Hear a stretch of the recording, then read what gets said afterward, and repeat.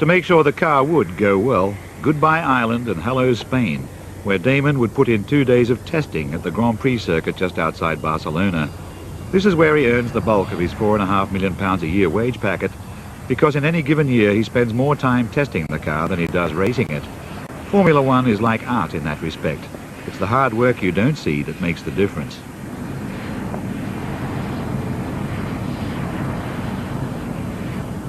His first duty, as always, was to sign his name away. The dreary millionth time for him, but he seemed to remember that it was the first time for the fan. This is the routine stuff that keeps Damon away from home and must make home seem sweet. His teammate rival, Jacques Villeneuve, had already been here and tested successfully, secure in the knowledge that he'd be in the team next year. Meanwhile, Damon was here alone and looking lonely, stuck here in the middle of nowhere for 48 solid, stolid hours, working for the team's future, even though he couldn't be sure that the team were any longer working for his. It takes nerve to live with that kind of uncertainty. On top of the sheer bravery it takes to drive one of these things. The Williams Renault is the best Formula One car there is, and one of the reasons is that Damon contributed to its development with his brilliance as a test driver. Always the gentleman, Damon seemed genuinely mindful of the anonymous technicians working on his behalf. He personally greeted everyone in the garage. A quiet day at the office.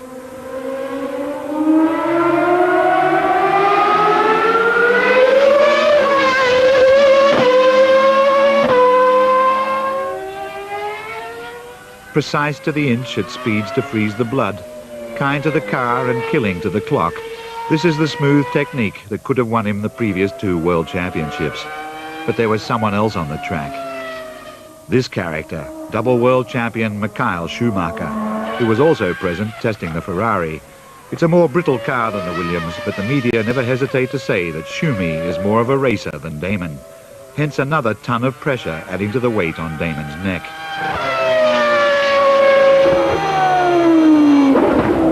Damon came in for the car to be worked on. He'd be in and out of the car all day, as if testing a mobile jacuzzi. Schumi would be doing the same thing with a German accent. Is this where the race is won and lost? It's all done in testing. I mean, when we turn up to a race meeting, virtually all the hard work's done. We know almost when we get there what we're going to be doing. The car doesn't change much. We don't get much chance to change the car over the race weekend.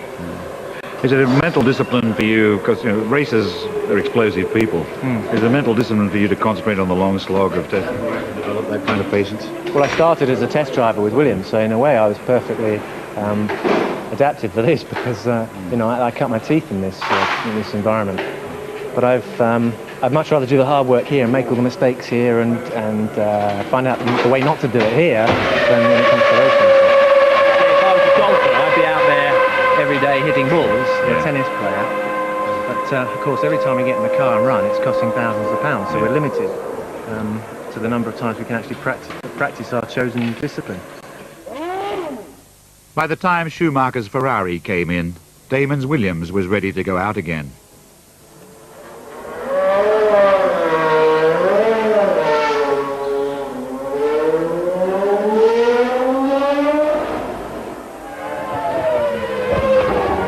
Damon had been having trouble timing his starts recently, but Villeneuve had been getting off the line all right with the same equipment, so Damon needed to practice his getaway like a trainee bank robber.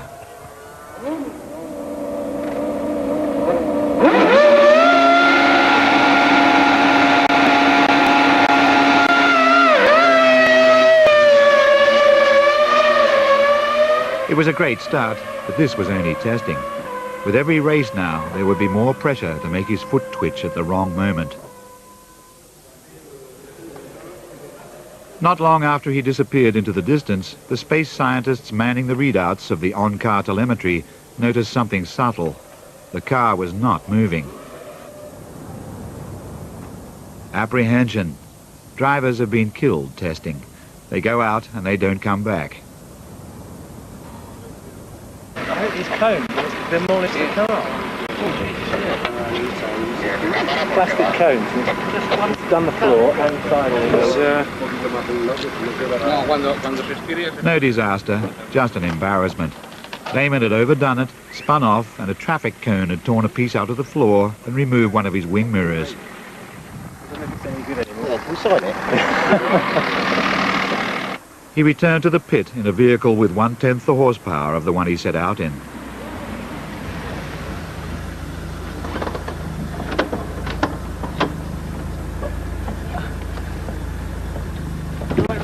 A Formula One racing car is so precisely engineered that even the slightest damage takes expensive time to put right. While Damon waited for his team to fix the car, Schumacher continued to circulate, no doubt sucking an ice cube for lunch.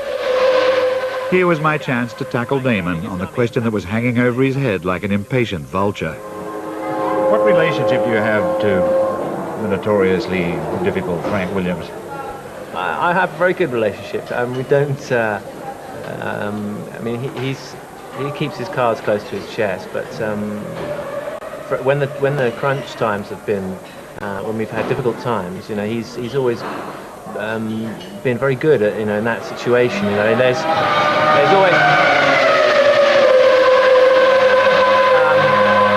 always a difficult relationship between a team principal and a driver, because the team is always going to be there, like Ferrari. You know, the team is bigger than the driver. But of course, drivers see it differently. You used to complain. There was a day when you complained about lack of support from this team. What made you think that? I think it's just inexperience. I just think I didn't really completely understand. You think so? You think you misjudged the situation then? Yeah. You think you're feeling the same thing right now, because in the last couple of races there've been all kinds of rumours and the rumours that Frank might actually be keeping his angle. Well, rumours are the fuel for the paddock, you know.